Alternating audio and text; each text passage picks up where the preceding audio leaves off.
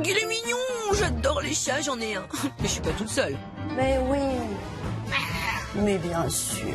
Et comme je ne sais pas grand-chose de lui, comme la majorité des Français, eh ben j'ai embauché une équipe. Pendant 1 mois, 100 chats d'un seul et même village ont été placés sous haute surveillance 24 heures sur 24. Grâce à un dispositif exceptionnel, pour la première fois en France, je vais vous raconter la vie secrète de nos chats.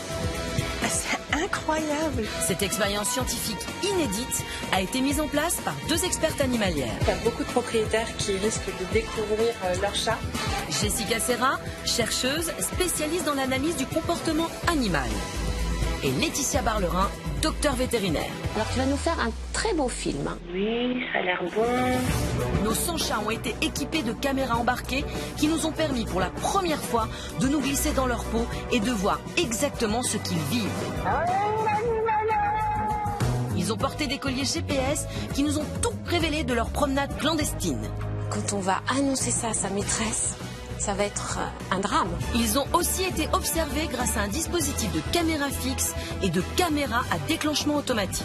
Dès qu'il y a un chat qui passe, bim, déclenchement. Qui les a surveillés de jour comme de nuit. Grâce à cette expérience unique mise en place au cœur du Loiret, à Main-sur-Loire, nous allons enfin répondre à toutes les questions que nous nous posons sur les chats. Ah, je suis sidéré là. Et d'ailleurs, comment ces petits félins grandissent-ils dans notre monde ? Pour le savoir, nous suivrons 6 petits chatons qui viennent de naître dans le village. Nous allons les suivre de leur premier âge à leur arrivée dans leur nouvelle famille. Donc regarde, t'es dans ta nouvelle maison. Nous mesurerons l'importance de l'éducation faite par la maman chat en découvrant la vie secrète de Neko. Ce siamois diabolique mène la vie dure à Lucie et Laurie depuis maintenant 8 ans. Ce serait un jeu? Je vais vous montrer. Nous verrons aux grandes dames de Céline que le chat est programmé pour devenir un véritable prédateur. Il se peut que Ficelle soit le tueur en série de Main-sur-Loire. Enfin, nous essayerons de savoir avec Evelyne et ses 7 chats si lorsqu'on est une vraie mère chat, on connaît ses petits aussi bien qu'on le pense. C'est super. Donc en fait, je ne connais pas du tout mes chats. Et si les chiens ne font pas des chats, mais qu'est-ce qui fait un bon chat alors ?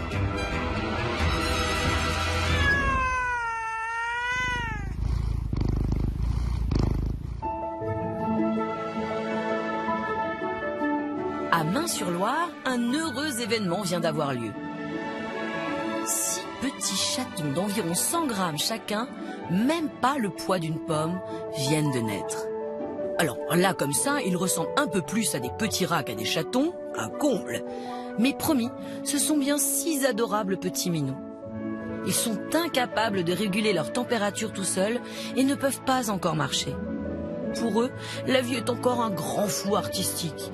Leurs yeux et leurs oreilles sont totalement fermés. En revanche, leur odorat fonctionne déjà parfaitement bien et il leur permet de ramper en direction des mamelles de maman pour aller téter. Un comportement complètement instinctif. De la naissance à l'âge d'1 mois, la mère va prendre soin en continu de ses petits. Elle est plutôt dans un rôle de surveillance. Elle les toilette régulièrement et les allaite. Et nos 6 petits sont particulièrement chanceux car ils n'ont pas une mais 2 mamans à domicile. Eh oui, ils sont la progéniture de Chippy et de Souris, 2 sœurs qui ont mis bas à 2 jours d'intervalle et qui sont toutes les 2 à leur entière dévotion. Elles s'occupent à 2 de l'ensemble de la portée. Il n'est pas rare de voir 2 mères, en particulier lorsqu'elles ont mis bas à quelques jours d'intervalle, partager leur portée et prendre soin de la portée globale. Ce comportement est d'autant plus fréquent lorsqu'il s'agit de femelles apparentées, 2 sœurs par exemple. Dans 9 semaines, ces 6 petits minous seront prêts à découvrir leur nouveau foyer et leur nouvelle famille. L'homme prendra alors le relais et devra apporter à son petit compagnon amour, nourriture et confort. Mais d'ici là, nous suivrons pas à pas leur évolution. Nous fêterons avec eux leurs premiers mois sur Terre. Nous verrons au fur et à mesure des semaines qui s'écoulent que les bébés deviendront de parfaits petits félins adaptés à notre monde. En grandissant dans notre monde, le chat va bénéficier d'une source de nourriture, de confort et de chaleur. Néanmoins, il va devoir s'adapter, puisqu'il va devoir faire face à un certain nombre de contraintes qui lui sont imposées par ce nouveau mode de vie. En notre compagnie, le petit félin va devoir adopter une vie parfois urbaine, un rythme d'activité plutôt diurne ou encore une cohabitation avec d'autres chats, ce qu'il n'aurait pas dans la nature. Et si pour la plupart d'entre eux, cette cohabitation avec nous n'est que bonheur, câlin et ronronnement, pour certains, elle peut s'avérer plus délicate. Alors, comment être sûr d'avoir dans son foyer un gentil petit minou acclimaté et pas un chat sauvage terriblement effrayant? Voici Neko. Il a l'air hyper sympathique. Ce charmant siamois de 8 ans cohabite avec Darky et Felo, 2 Maine Coon qui semblent plus doux, plus aimants, plus tendres que lui. Nous avons 3 chats, donc 2 Maine Coon, tout mignon, tout doux, tout câlin. Et 3e chat, Neko, un bon gros siamois, caractère assez particulier, un peu violent parfois, mais qui aime bien quand même rester à proximité de nous aussi. C'est l'amour vache, oui. Ouais, c'est ça. Il pratique l'amour vache. Oui, alors en effet, en le voyant comme ça, là, on n'a pas bien envie de le câliner. N'est-ce pas, Laurie? Je ne sais pas comment l'expliquer, mais je sais que là, ça va pas se passer. Trop d'incertitudes. Dis donc, on n'aurait pas un peu peur de son chat? Neko ne supporte pas les mains humaines. Les mains, C'est une agression. pour lui, c'est une agression. Si on se pointe la tête en avant, il va pas attaquer. Il va accepter de faire un câlin. Ça, pour lui, ça lui va. Oui, c'est bizarre comme bisou, mais bon, si ça lui va, bon. Neko fait pas dans la dentelle. C'est pas un chat de salon, donc il fait jamais de câlin. Une vraie petite boule de poil attendrissante.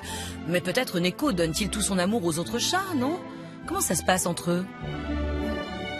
Le rôle de Darky dans la bande, c'est d'être le punching ball pour Neko. Et Felo, il s'impose. Sympa l'ambiance chez vous. Et quand vous n'êtes pas là, ça se passe bien? Le retour des courses, l'horreur, le sol jonché de sang, Taches de sang partout. de taches de sang sur Sur les murs, sur les radiateurs, sur les canapés. sur les rideaux, partout. Ça doit pas très bien se passer en effet pour retrouver une telle scène de crime en rentrant. Même si tous les soupçons se portent sur Neko, une enquête s'impose. À qui appartient ce sang? Comment arrive-t-il sur les murs de cette maison? Qui est vraiment coupable? Et surtout, quel est le mobile du crime? Une mission pour nos experts de Main-sur-Loire. Ni une ni deux, nos agents très spéciaux équipent la maison de Lucie et de Laurie de caméras fixes. Salut toi. Nous allons enfin voir ce qu'il se trame entre ces 4 murs et enfin résoudre cette énigme. Après une surveillance accrue, il est temps pour Lucie de se rendre au QG pour enfin découvrir la vérité sur cette histoire. Bienvenue. Merci. Vous allez bien? Ça va et vous? Oui, j'ai beaucoup de choses à vous montrer. Et on a eu, c'est vrai, des images très intéressantes D'accord. qu'il faut bien sûr que je vous montre. Ah oui, Et on va les j'ai hâte de voir. analyser ensemble, Mhm. pour voir si on a la même analyse. D'accord. Alors, ça commence la nuit. Ah ouais, ça, là, il fait ses griffes sur le canapé. Génial. C'est assez violent quand même. Alors les chats font leurs griffes, mais à ce point-là... Ouais, je pense qu'il prend un malin plaisir à... Un malin plaisir. On dirait qu'il fait ça exprès pour vous embêter. Le chat, là, se dit, c'est bon, ils sont couchés, ils sont en train de s'endormir, je vais faire mes griffes, ça va les gonfler. Neko fait ses griffes le soir, parce que rappelons-le, le chat est un animal crépusculaire. Ses pics d'activité interviennent le soir ou à l'aube, ce qui correspond à ses sessions de chasse. Donc ce n'est pas du tout ni de la méchanceté, ni l'envie d'embêter ses maîtres. C'est pas un malin plaisir, c'est juste qu'il a besoin de se défouler à ce moment-là, et il a trop d'énergie. Alors, autre scène. Vous avez encore notre petit Neko, qui monte l'escalier. Ah oui, là ça va commencer à dégénérer, ça commence à miauler. Après vous, il y a qui en haut? Pour moi, c'est Darky en haut. Ouais, ma Darky. Et Darky.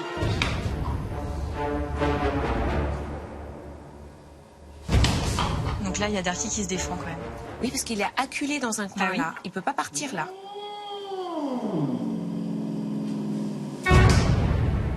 Et du coup, c'est vrai que c'est Darky qui grogne. Neko ne grogne pas. Darky grogne. Darky est sur la défensive. Mais Neko, s'il voulait agresser Darky, il grognerait. C'est là où je veux en venir. Neko n'agresse pas. D'accord. Ce serait un jeu? Je vais vous montrer. Felo, toilette. Neko, Alors, ouais. Neko qui adore ça. Ah ouais, non, en plus, ils profitent à fond. Ils ont une super relation, ces deux chats, vous savez. En fait, Neko et Félo s'entendent parfaitement bien. Ils sont loin d'être des ennemis. Ils sont très complices, très proches. Et c'est plutôt rare quand même pour des adultes. Et puis, le schéma est toujours le même. Félo, toilette, Neko. Un petit peu comme si Félo jouait la mère de Neko. Analysés comme ça, je les vois épisodiquement, enfin, je les vois une fois dans la journée, et c'est vrai que s'ils font ça toute la journée... Ah, mais toute la journée, c'est séance de toilettage. Et c'est toujours la même séquence. Neko arrive, fait un petit coup de tête à Félo, et Félo lui fait sa petite toilette. Bizarre. C'est qu'après, ça doit toujours dégénérer. Petite séance de toilettage, c'est trop mignon, vraiment, on dirait deux chatons, là. Ouais. Et puis là, bon, Neko veut jouer. Est-ce que vous avez vu des chatons jouer? C'est exactement ça. Ouais, c'est vrai. Et voilà, hop, il se prend son élan, tac. Sauf que là, c'est à taille de mastodonte, et du coup... Donc là, il joue encore, ça se passe encore bien. Là, Neko, il a fait mal à Félo. Ouais. Donc Félo est pas content. Il le fixe, hein. Ouais. Regardez un peu le regard qu'il lui lance. Mais c'est ça, c'est Félo, en fait, ça... Ah oui. Ouais, quand même. Il se manifeste. Oh la vache.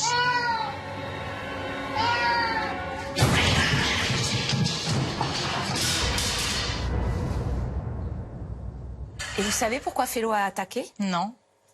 Alors Félo a un comportement complètement normal. C'est-à-dire que Neko jouait, mais il lui a fait mal. Oui. Félo a arrêté le jeu, comme fait une maman avec ses chatons. Quand le chaton il fait mal, elle arrête le jeu, elle lui dit ça suffit. Là, t'as dépassé les bornes. Et normalement, quand un chat comme ça regarde fixement un autre chat, affronte son regard, c'est une menace pour dire va-t'en. Et l'autre chat s'en va. Mais pas Neko. Et pas Neko. Non. Donc à un moment, il lui redemande de partir, il part pas, alors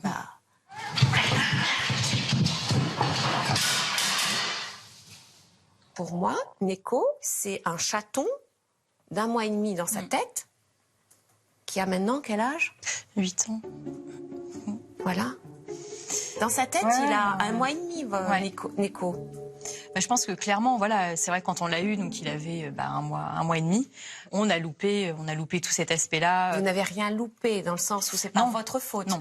Vous l'avez eu beaucoup trop tôt. Ouais. Il n'a pas eu ce qu'on appelle le sevrage comportemental. La mère a beaucoup de choses à apprendre à son chaton. Entre 1 et 2 mois, ce sont des semaines cruciales dans l'éducation du chaton. La mère lui apprend à se réguler, à se contrôler, elle lui demande de limiter et il apprend aussi avec elle le langage félin, c'est-à-dire à communiquer avec les autres chats.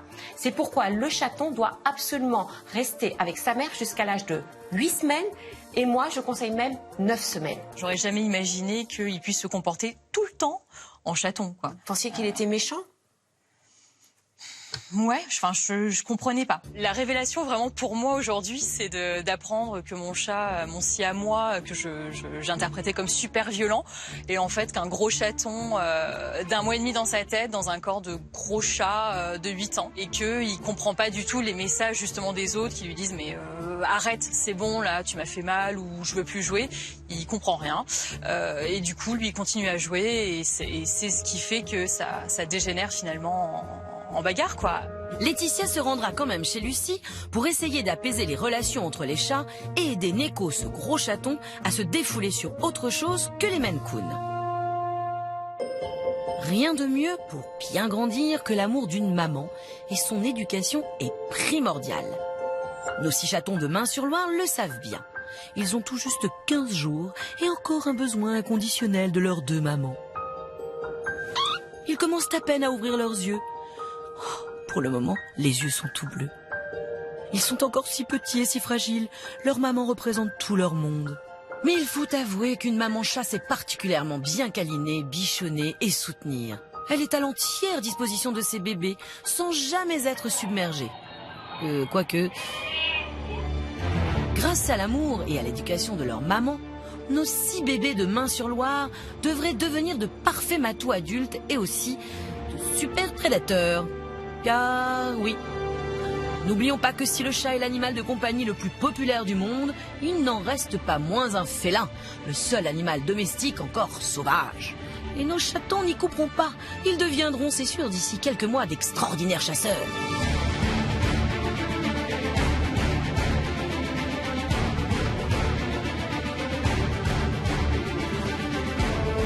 Leur mère leur inculque ce comportement dès leur plus jeune âge et chasser c'est quasi dans leur gène. Le chat n'a pas besoin d'être poussé par la faim, il chasse par jeu et par instinct. Même un minou un peu pâteau bondit comme un ressort en présence d'une proie éventuelle pour la capturer et jouer avec elle. Et pour certains, la chasse est même carrément une religion. Ficelle ? Ficelle ? Ah oui, c'est bien Ficelle. Cette petite chatte européenne au pelage noir et blanc cohabite depuis 6 ans avec Céline et son fils Antonin. C'est un chat très indépendant, qui est aussi très câline, très sociable, qui va vers les autres, qui est très sympa avec les enfants, avec tout le monde. Ficelle est très joueuse. Elle joue avec toutes sortes de choses, des balles, elle joue au ping-pong. Elle fait une belle passe là. Ficelle est particulière parce que je pense qu'elle a une double personnalité. Elle est à la fois très douce, jamais agressive, en tout cas avec nous. Et d'un autre côté, c'est une chasseuse redoutable.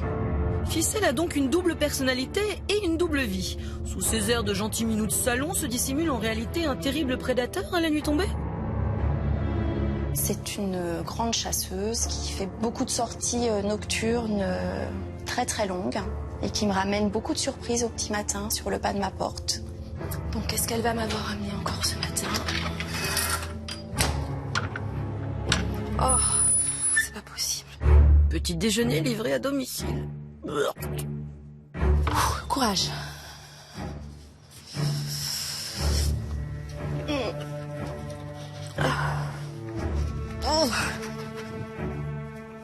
C'est sympa les petits déj avec Ficelle. Ça met en forme pour la journée. Ça me glace. Mais bon, je sais que c'est son instinct de chat et je peux pas aller contre ça, donc voilà. En effet, vous savez qu'on a d'abord domestiqué les chats parce que c'était des chasseurs? Et il faut donc les féliciter quand ils vous ramènent des proies. Vous ne le faites pas? Ah non, je n'ai pas envie de la féliciter ou de...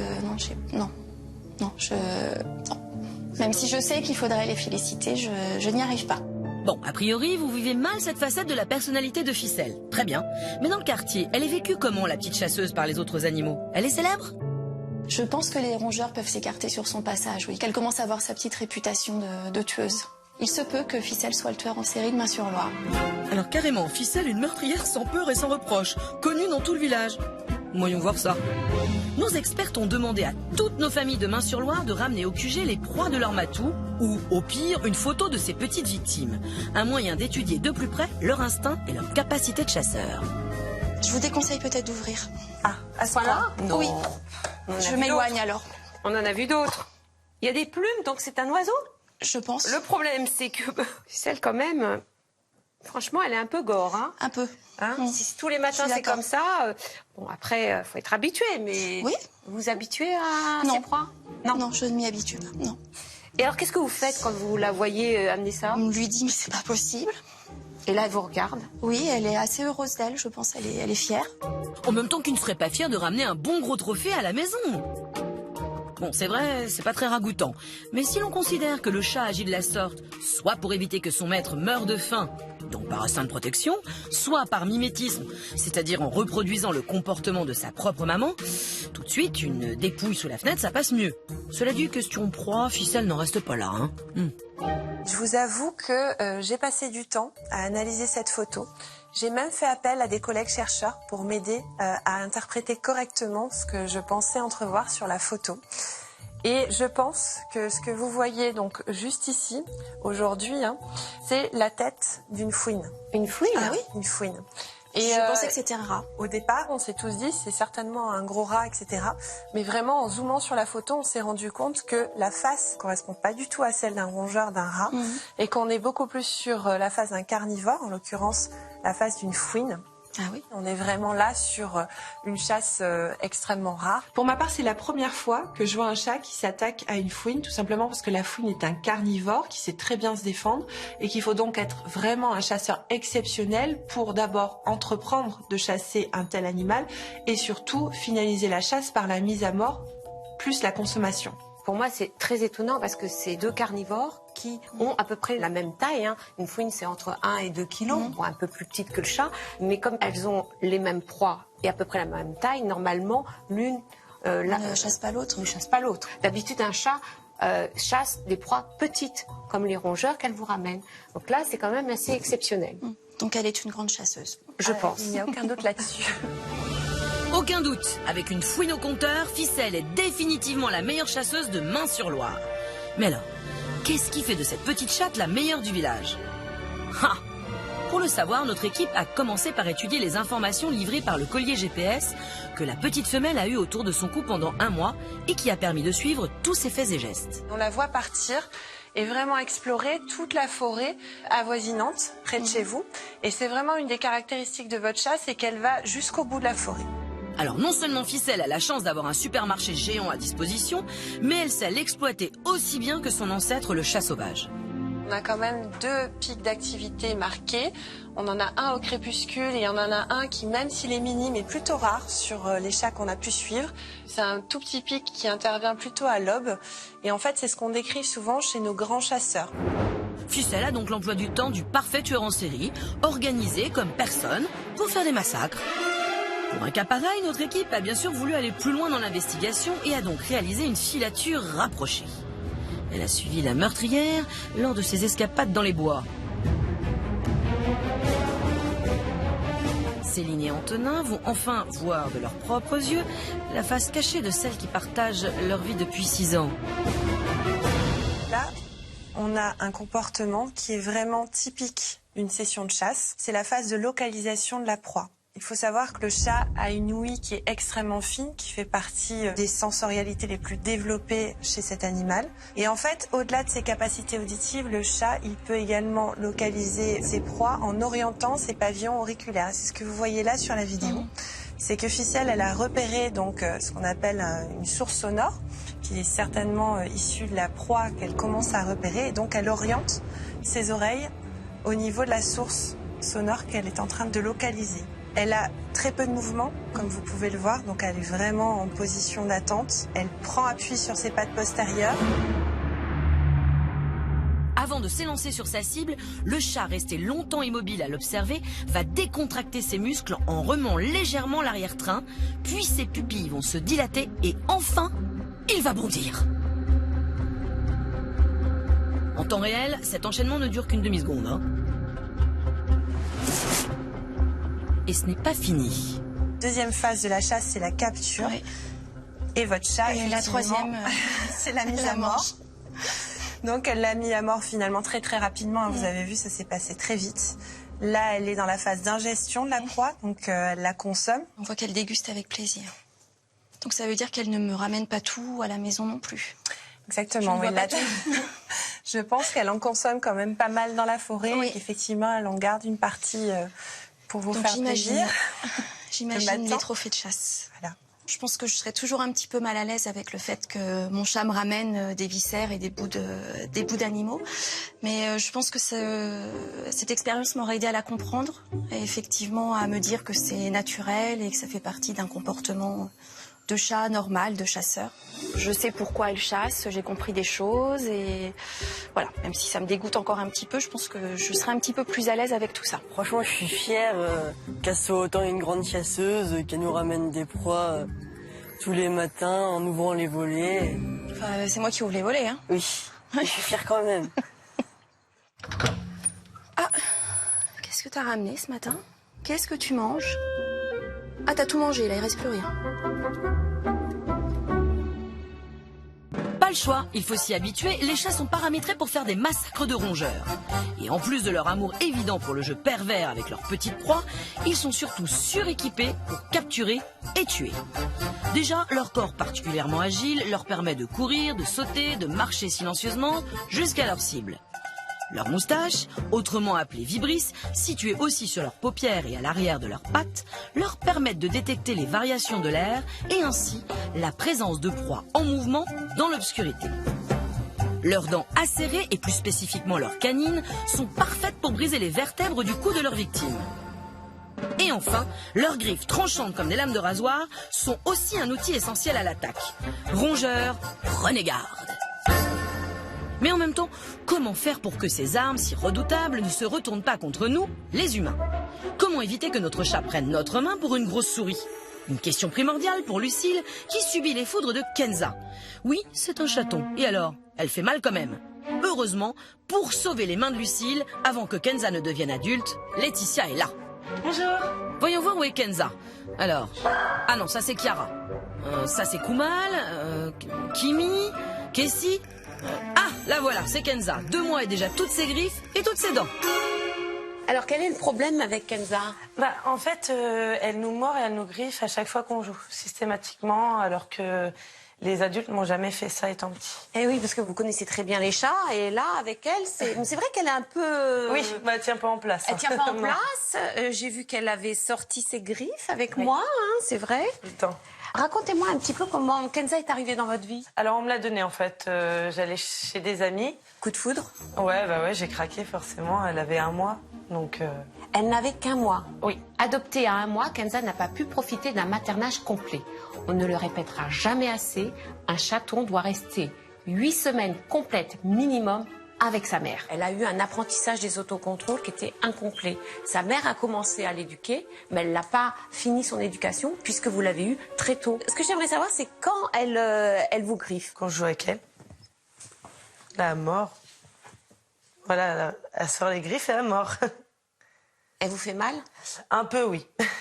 Alors justement, quand elle vous fait mal comme ça, qu'est-ce que vous faites? Rien. Vous laissez la main? Oui, quand ça fait vraiment mal, j'enlève au bout d'un moment. Vous ne la punissez pas? Non, jamais. En effet, il ne faut jamais punir un chat. Alors bien souvent, on a de mauvais réflexes liés à l'éducation qu'on peut donner à un chiot. Or, un chat n'est pas un chien. Face à une punition, il ne va pas comprendre du tout. Il peut même réagir par peur et devenir agressif. Ce qui ne veut pas dire qu'on ne peut pas agir. Alors, je vais vous montrer comment faire, justement, quand elle vous... Alors là, bien sûr, elle ne va pas vouloir me mordre. Alors, quand vous jouez avec les mains comme ça, ou quand vous êtes... Voilà, là, ce qu'elle fait. Et là, il faut faire non. Non. Fermez le poing. Arrêtez le jeu. Donc, elle va voir que dès qu'elle mord, elle griffe, tout s'arrête. Alors qu'elle est dans le jeu et qu'elle veut jouer avec vous. La seule chose que vous pouvez faire, c'est lui donner une petite tape sur le nez. Non.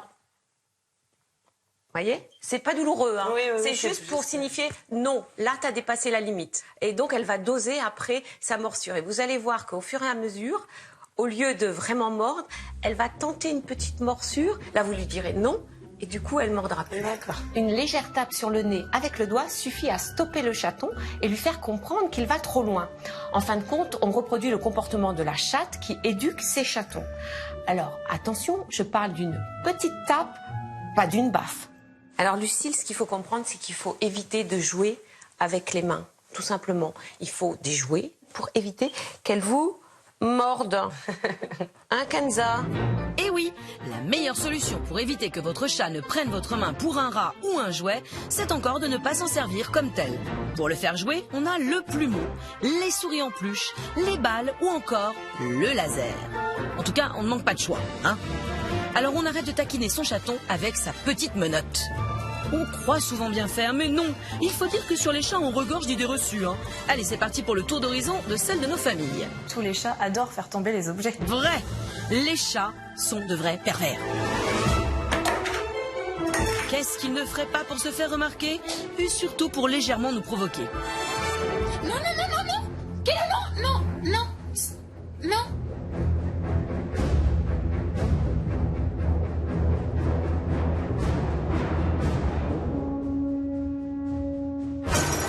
Quelque chose à ajouter?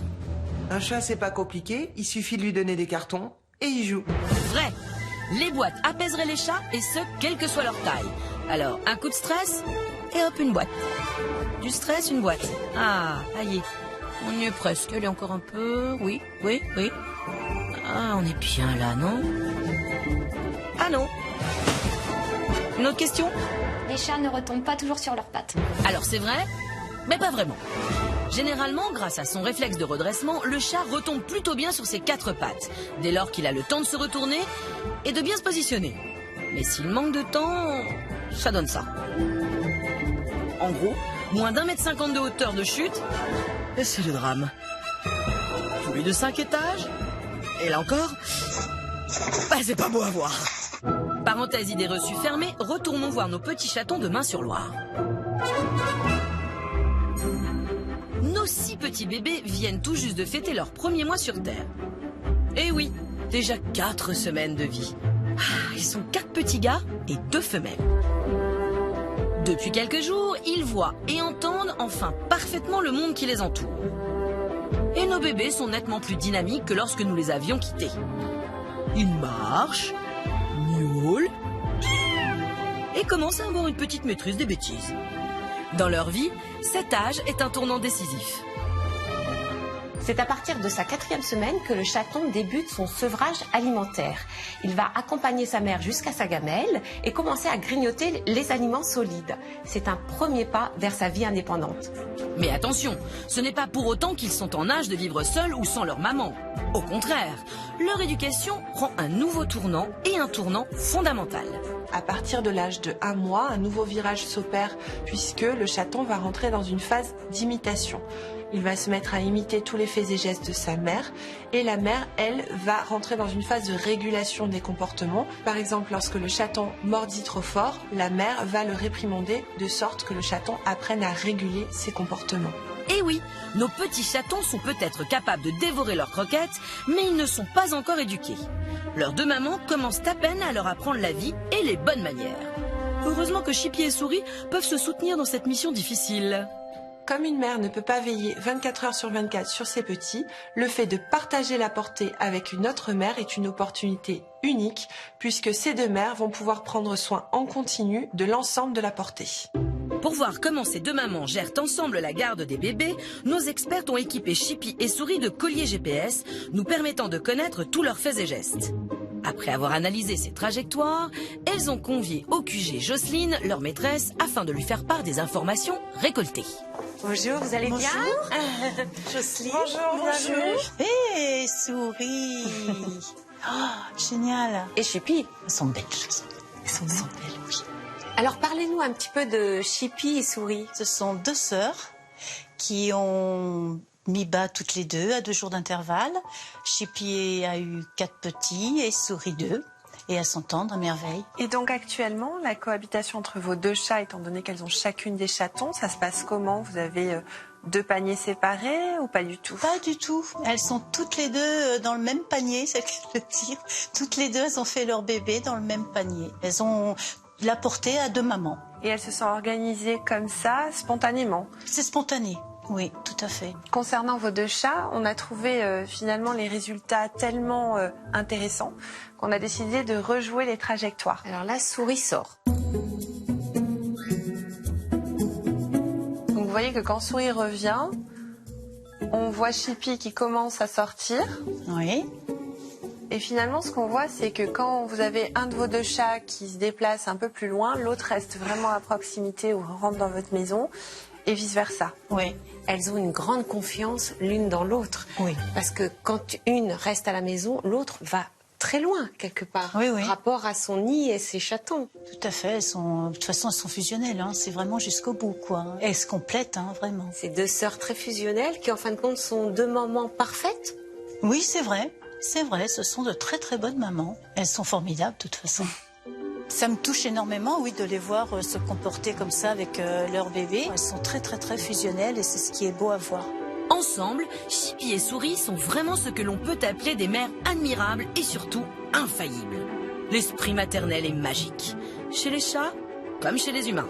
Mais une question se pose, cet esprit maternel est-il aussi présent et connaissons-nous aussi bien nos petits quand on est une vraie mère chat humaine? Une charmante chaumière au milieu des bois. Un chat, 2 chats, 3 chats, 4 chats, 5 chats, 6 chats, 7 chats. Oh, Blanche-Neige! Ah non, pardon, c'est Evelyne. Evelyne et les 7 chats. On est largement moins d'humains sous ce toit que de chats. Donc vous êtes une vraie maman chat en quelque sorte, non? Et comment passe-t-on de marier 2 enfants à 7 chats sous le même toit? Je suis une mère Teresa pour les chats. Il est vrai que si je découvre des petits en difficulté, je vais m'en occuper. Est-ce que t'aimes bien la brioche? J'aime qu'ils soient là autour de moi. Un week-end sans chat, mais quand je reviens, mais ils m'ont manqué. Même au bout de 2 jours, ça me manque. Je suis une mère à chat, c'est comme ça. Donc, comme vous êtes leur maman, vous les connaissez sur le bout des griffes, comme si vous les aviez fait, c'est ça? Ils ont tous leur caractère. Ils ont tous leurs petites manies. Alors, allons-y, c'est parti pour une petite présentation de la famille. Bouloche, c'est Mère Grand. Elle a bientôt 17 ans et c'est sa fille, Lulu. Mais elle reste toujours à l'écart de la maison. D'accord, donc la doyenne du groupe et sa fille, qui a l'air en effet assez acariâtre.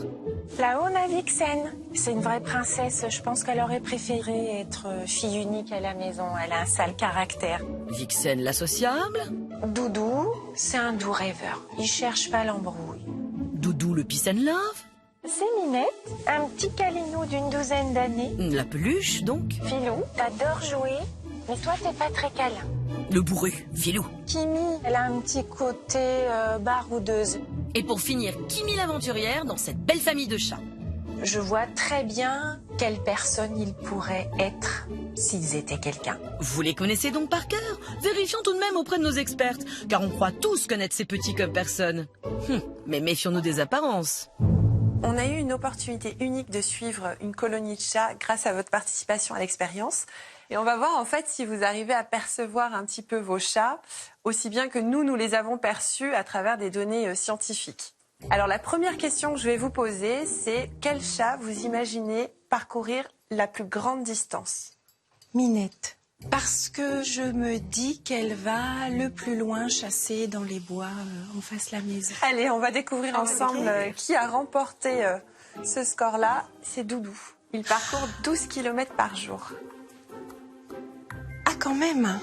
Donc on est sur un score qui représente le double de la moyenne de ce qu'on a l'habitude d'observer sur l'ensemble de nos chats. Il est hyper actif en fait. Et donc, vous ne pensez pas du tout à lui? Il a l'air d'être toujours un peu dans son monde, quoi. Un peu perché, je trouve. C'est un chat perché? Oui, je n'aurais jamais cru. D'après vous, quel est le chat parmi vos 7 chats qui parcourt le moins de distance? Bouloche. Bouloche? Parce que Bouloche, c'est Mère Grand, quoi. Puis Mère Grand, elle est toujours près de la maison. Donc vous imaginez qu'effectivement, elle va parcourir moins de distance à cause de son âge. Ah, ou alors j'ai le droit à un joker. Allez, on vous laisse une seconde option. Peut-être Kimi. C'est votre dernier mot. Alors, pour le coup, si c'est ni l'une ni l'autre, je vais demander une chaise pour m'asseoir. Alors, Bouloche ou Kimi? Ouais. Ah c'est super.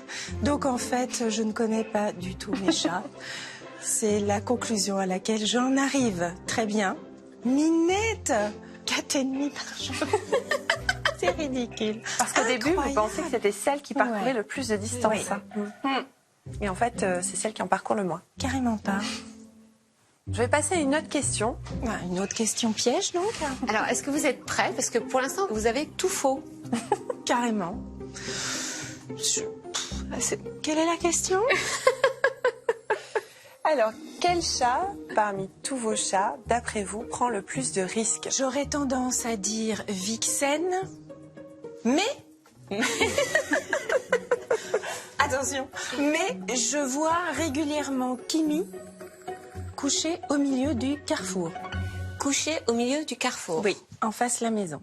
Mais j'imagine que j'ai encore tout faux. Allez, Kimi. Allez, on découvre ça. Bravo! Vous avez eu une bonne réponse quand même. Donc en effet, Kimi traverse très très régulièrement la route. En plus de la traverser, elle y passe du temps.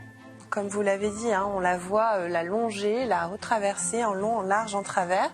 Kimi prend quand même beaucoup de risques. Il faudra vraiment protéger votre maison pour que Kimi n'aille pas sur la route. Mais alors j'attends vos suggestions parce que protéger comment? Enfin, je vais pas mettre une herse. Une clôture ou une pancarte pour annoncer aux automobilistes qu'il y a des chats qui passent la route. Traversée de Kimi régulière. Voilà. Je pense que les chats, c'est un petit peu comme les enfants. Quand ils sont avec les parents, ils n'ont pas du tout la même attitude que quand ils sont entre copains. ou chez les copains, ou avec d'autres personnes.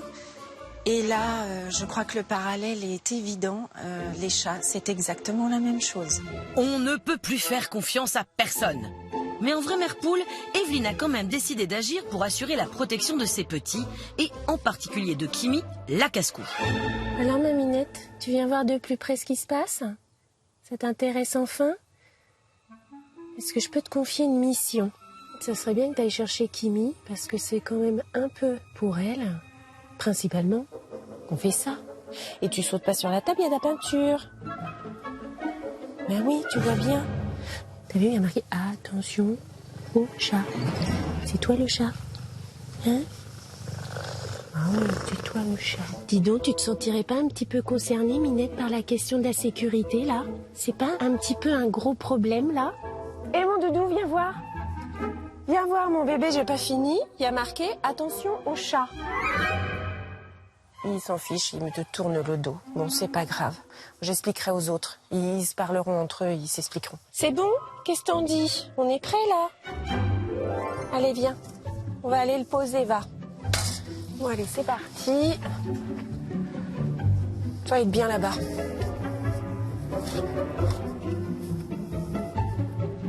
Non, mais là, franchement, c'est super. Mais du coup, cette route, elle fait des kilomètres. Et elle arrive tout doucement en descente jusque devant la maison. Et du coup, ben, tout le monde roule vite. Ce qu'on n'est pas obligé de faire.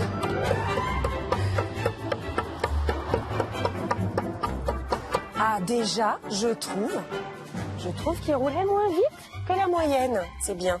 On va continuer. Bon, alors. Super. Allez, à te juger. Est-ce que mes espoirs vont se confirmer? Eh ben voilà, non mais c'est génial. Ça marche. C'est super. Très bien. Eh ben je ferai quand même un petit brief au chat ce soir avant la gamelle pour qu'ils soient bien réceptifs. Puis je leur expliquerai que la route c'est dangereux et particulièrement une petite leçon privée à Kimi entre quatre yeux. Bon allez. C'est bon. Ce panneau de signalisation designé et fabriqué main par Evelyne devrait changer la vie des chats et se développer dans toutes les villes de France. 3 semaines se sont écoulées depuis la dernière fois que nous avions vu nos 6 chatons de Main-sur-Loire. Ils ont maintenant 1 mois et demi. Alors comment se passe leur apprentissage de la vie? Pour le savoir, Laetitia vient leur rendre une petite visite. Regardez, les bébés! Je vous présente les 6 petits. Bonjour les bébés. La belle petite famille. Bonjour les amours. Alors ils ont quel âge maintenant? 7 semaines. 7 semaines. Comment ça s'est passé ces premières semaines avec les chatons? Très très bien. Les mamans s'en sont très très bien occupées, il n'y a eu aucun souci. Alors vous avez vu que tous sont différents, ils ont une taille différente, une couleur différente. Oui. Vous savez qu'il peut y avoir plusieurs paires pour une seule portée. Non, ça je ne savais pas. Quand elle est en chaleur, elle peut aller avec plusieurs mâles et du coup... Je comprends mieux. Vous comprenez mieux, hein? D'accord. Est-ce que vous les avez vus se lécher, se toiletter? Oui. Il commence? Oui, déjà. Oui, il commence. Il faut savoir que de la naissance à 1 mois, c'est la mère qui s'occupe de la toilette de ses petits. Et ce n'est qu'à 4 semaines que les petits vont commencer à apprendre à se toiletter tout seuls. Alors il y a une part d'instinct, mais il y a surtout, ils ont vu leur mère se toiletter, parce qu'elle se toilette beaucoup, elle les toilette aussi beaucoup, et du coup, voilà, ils l'ont imité. Donc la mère est vraiment le modèle pour eux. Ils la suivent quand elle va dans la litière, ils la suivent quand elle va manger, ils la suivent partout, et ils imitent ce qu'elle fait. D'accord. Et en même temps, elle les régule aussi. Je ne sais pas si vous avez remarqué, quand il jouait avec elle, qu'il lui faisait mal en griffant ou en leur mordant, des fois, elle leur donnait des gifles.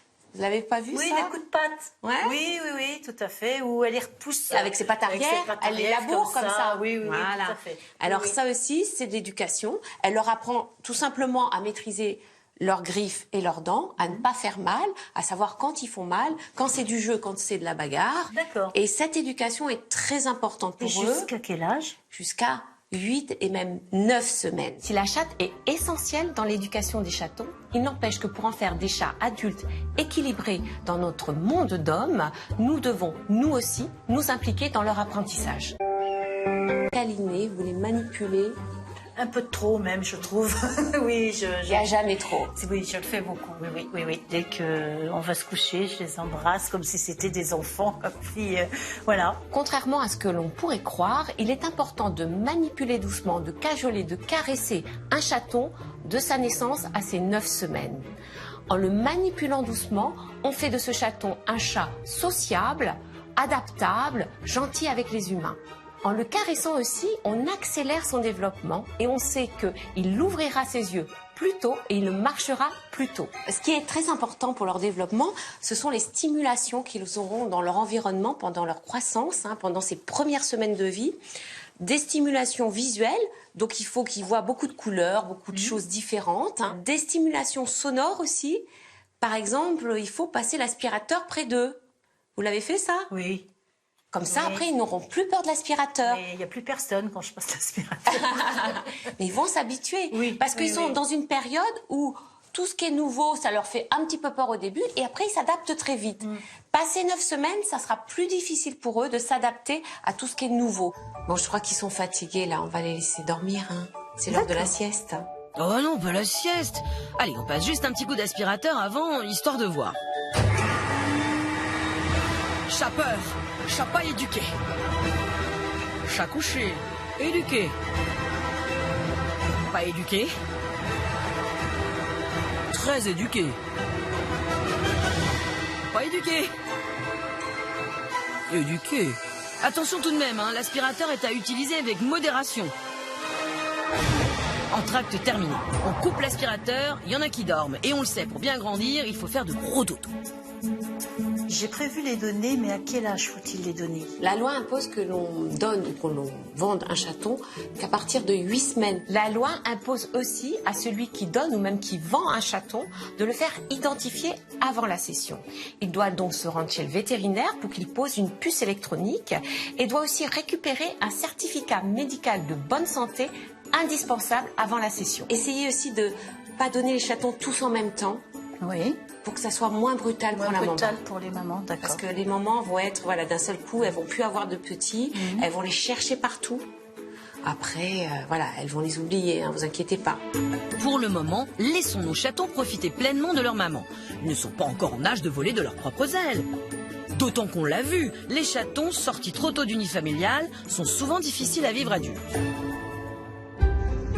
Souvenez-vous, Lucie et Laurie partagent leur maison avec 3 chats. 2 Maine Coon plutôt agréables et Neko, un siamois impulsif. Grâce à nos expertes, Lucie a compris que Neko n'est finalement ni le diable ni le chat méchant qu'elle imaginait, mais juste un adulte qui n'a pas grandi dans sa tête.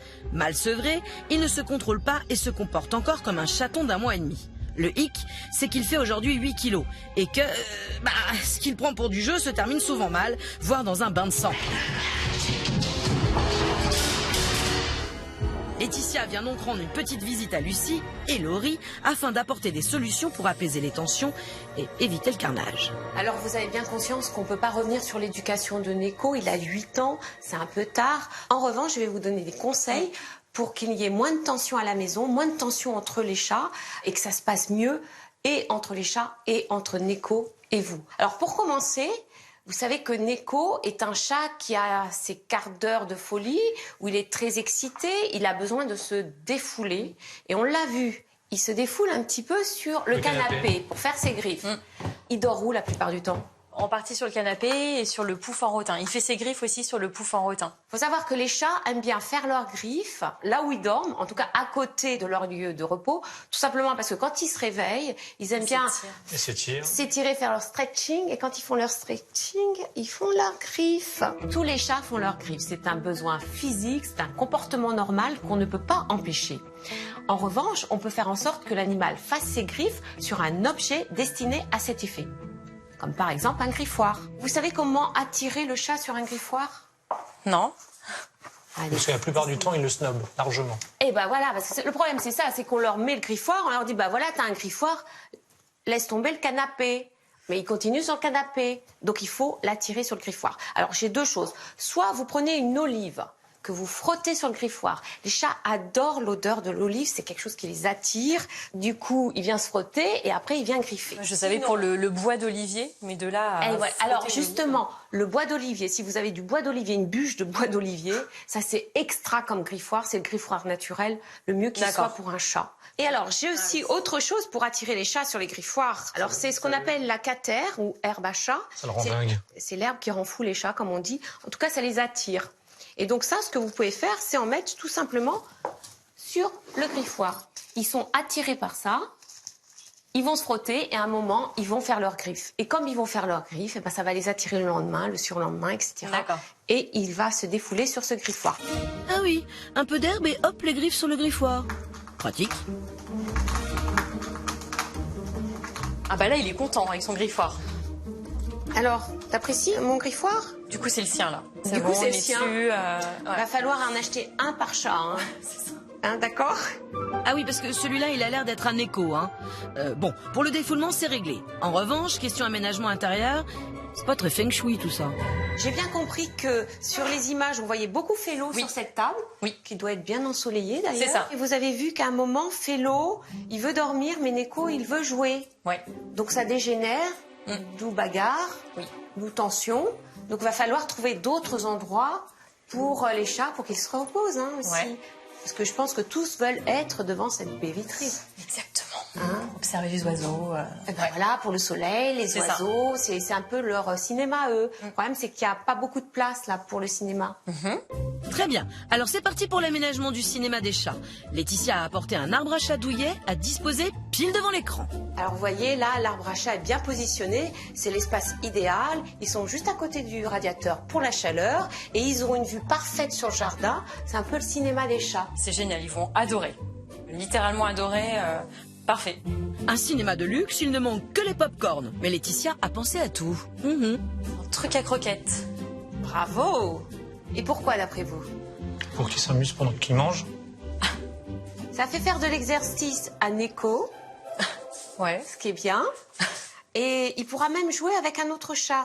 Oh, un labyrinthe de croquettes, ça permet de manger en s'amusant. Parfait pour un grand enfant. Et Neko se demande ce que c'est. Malheureusement, à son âge, rien ne changera le caractère de Neko. Mais grâce à Laetitia, il devrait avoir de quoi occuper et apaiser le chaton qui sommeille en lui. Déjà 9 semaines se sont écoulées. En 2 mois, nos chatons ont bien changé et bien grandi. Ils sont maintenant prêts à intégrer leur nouvelle maison. Laetitia conduit une des 2 petites femelles dans sa famille adoptive. Bonjour. Bonjour, je suis Laetitia. Enchanté, Johan. Allez-y, je vous en prie. Je suis venue avec la petite merveille. Là. C'est le grand jour. Venez voir, venez voir. Vous arrivez à le voir ou pas? Oui. Ouais. Regardez la petite merveille. Vous voulez la voir? Oui. Viens te montrer. Oh là là, voilà. Mais je veux pas Elle a pas envie. Voilà. Donc regarde, t'es dans ta nouvelle maison. Trop joli. Ouais. Bienvenue. Non, Tu veux Ah ouais, elle veut retourner dans son petit panier. Elle a quel âge? Elle a 9 semaines, hein, tout juste. Elle est sevrée, bien entendu. Elle est restée avec sa maman jusqu'à aujourd'hui. D'accord. Et voilà, c'est sa grande sortie, là. Mais tu peux la prendre, Merlin. Hein. Ouais, n'hésite pas. Ok, tu lui passes la main sous le ventre. Voilà. Fais-lui un bisou. Bah oui, faut la Voilà, rassurer. comme ça, elle va sentir ton odeur. Sentir, ouais. Et elle ronronne tout le temps.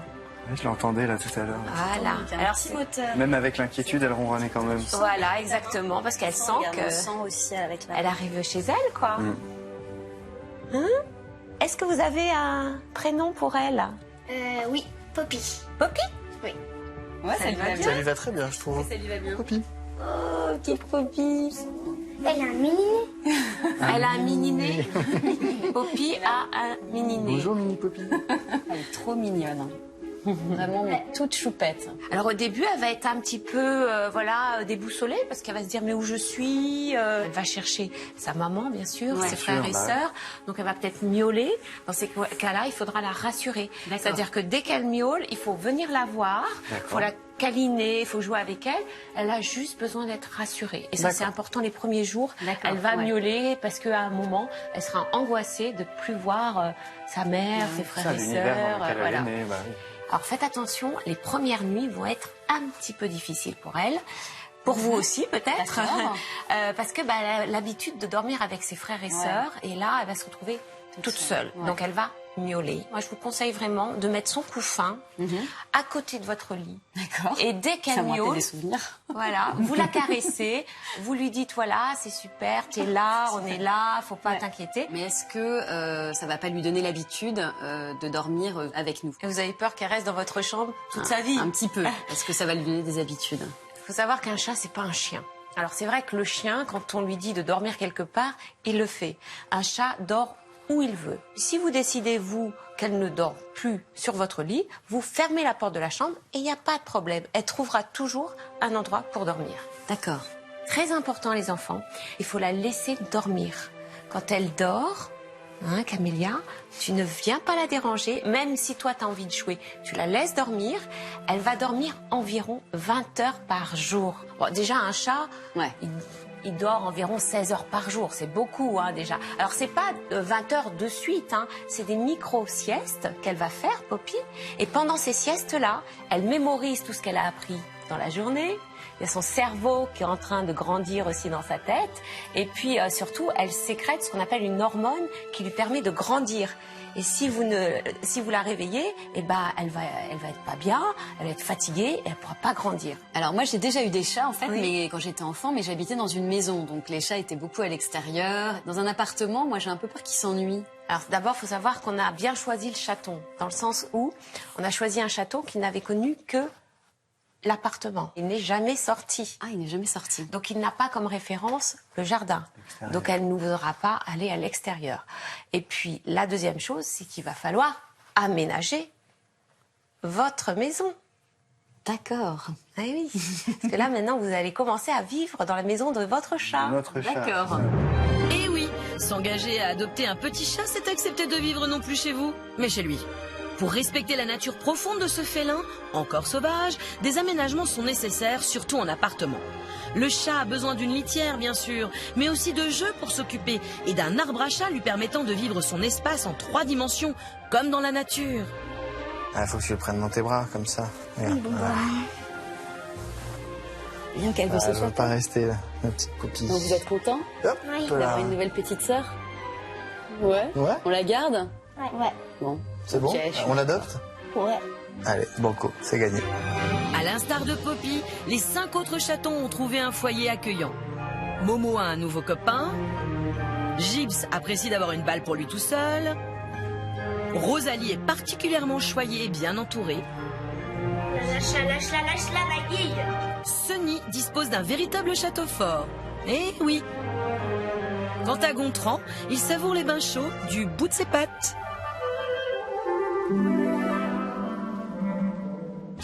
Eh ouais, moi j'ai un château, c'est en carton mais c'est un château. Je suis châtelain, ouais mais j'ai un arbre à chat. La la la la, oh, venez me sauver les gars, je suis coincée, ça fait mal. Non, je m'en fous, j'ai un chien, c'est vachement plus rigolo. Lâche-moi, toi. Lâche-moi, je te dis. Moi, je m'en fous, j'ai un laser. Je suis techno. La vie, c'est